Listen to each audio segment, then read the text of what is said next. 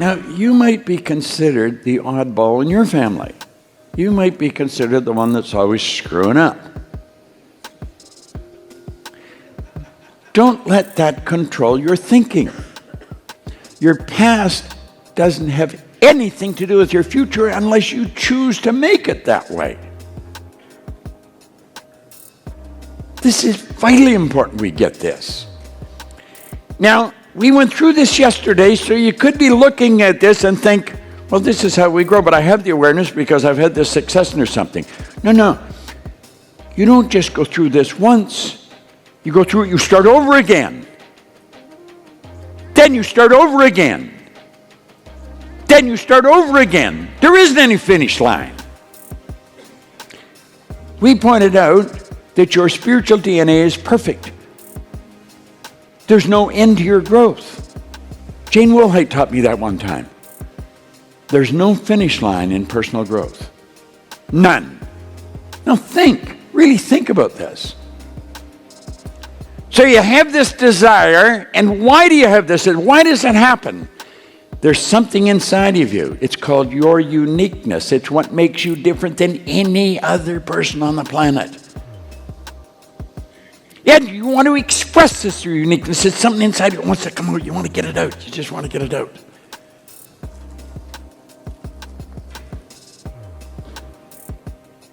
And so you go to do it because the desire's strong. And see, the desire is the effort of the unexpressed possibility within, seeking expression without through your action. This isn't wants. This is not a want. A want is of a conscious nature. We see a nice car, I want that. A nice house, I want that. A nice suit, I want that. So we have these things we want. They're not desires. I want to get a certain position on the team. I want to win. I want to get a medal. These are things we want. We all have those. We're influenced by what's going on around us. That's not what we're talking about here. A desire is a want that you took seriously and you've planted deep in your psyche. I love the way William James put it. It's planted in the garden of your subconscious mind. Well, that desire's in there. Desire, Waddell says, is the effort of the unexpressed possibility seeking expression outside through you in the physical world. Well, you've got this desire. You want to express your uniqueness, but you've also got this damn paradigm. And it's saying, wait a minute, you think you can do that? Are you crazy? Come on, Bob, you don't even know enough. Where the hell's the money going to come from? This is all inner talking. You don't repeat this. Nobody hears you saying this. This is talking that's going on in your subconscious mind. And it is screwing up every opportunity. When you let your paradigm influence your thinking, you have disqualified yourself from anything better than you presently have. That is an absolute law. And you've all got this little voice inside talking. You say, come on, Alec, who the hell do you think you are? You're just Alec. I mean, you're not like Joe and Bill and all those guys. God, they're so gregarious. They get all the girls. You're just Alec. I'm saying that because I look right down and see Alec in front of me. But I could be Bob, because that's where Bob lived.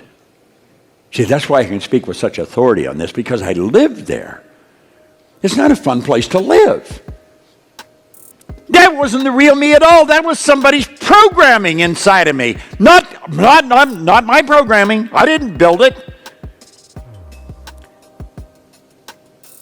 You may not be responsible for who you are, but I'm going to tell you something. You're responsible for changing it. The people that programmed you give you the very best they could with what they had. They couldn't give you something they don't have.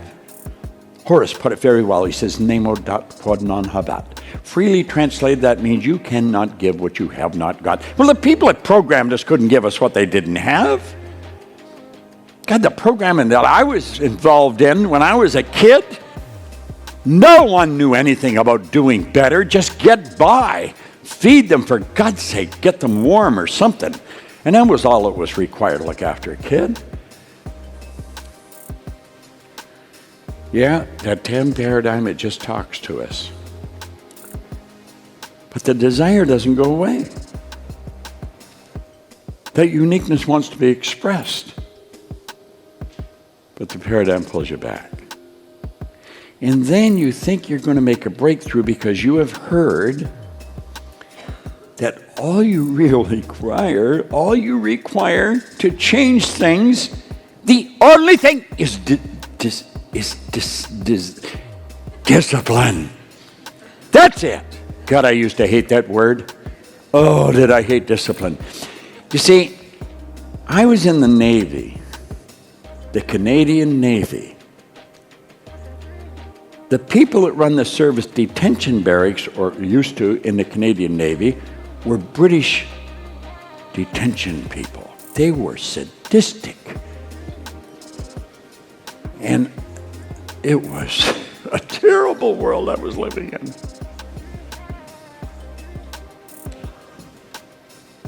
And you know why they were putting me through all this punishment? They said because I wouldn't do what I was told. They were going to teach me something about discipline. Doing what you're told, that's not discipline.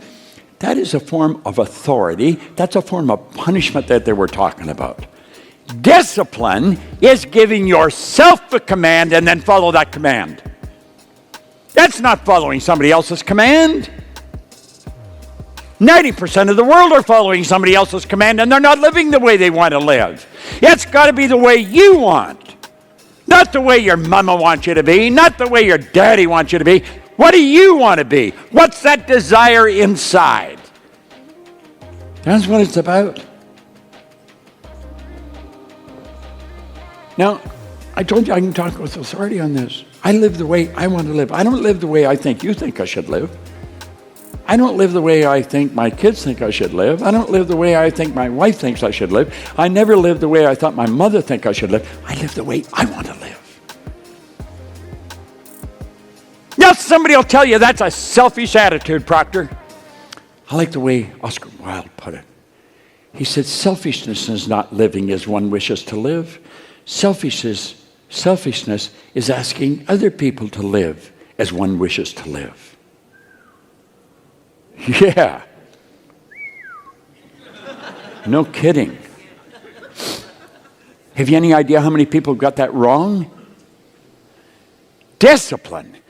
It's giving yourself a command and then follow it. It's Bob saying to Bob, do this. And when the paradigm says you haven't got the money, do it anyway. But the paradigm says you're kidding yourself, you don't know how. You'll learn how.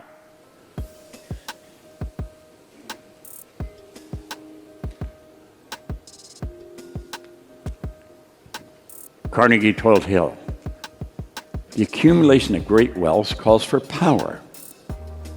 And power is acquired through highly organized and intelligently directed specialized knowledge. But that knowledge does not have to be in the possession of the person who's accumulating the fortune. See,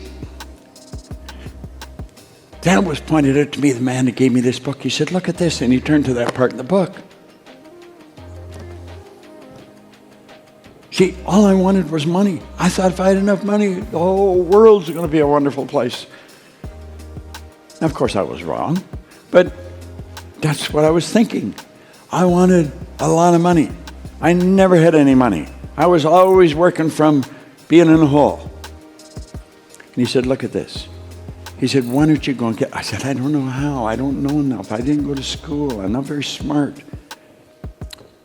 And Carnegie, who was the wealthiest man in the world at the time, said the accumulation of great fortune calls for power. And power is acquired through highly organized and intelligently directed specialized knowledge. But, a capital but, that knowledge does not have to be in the possession of the person who accumulates the fortune. Isn't that a hell of an idea, Terry? One of the biggest.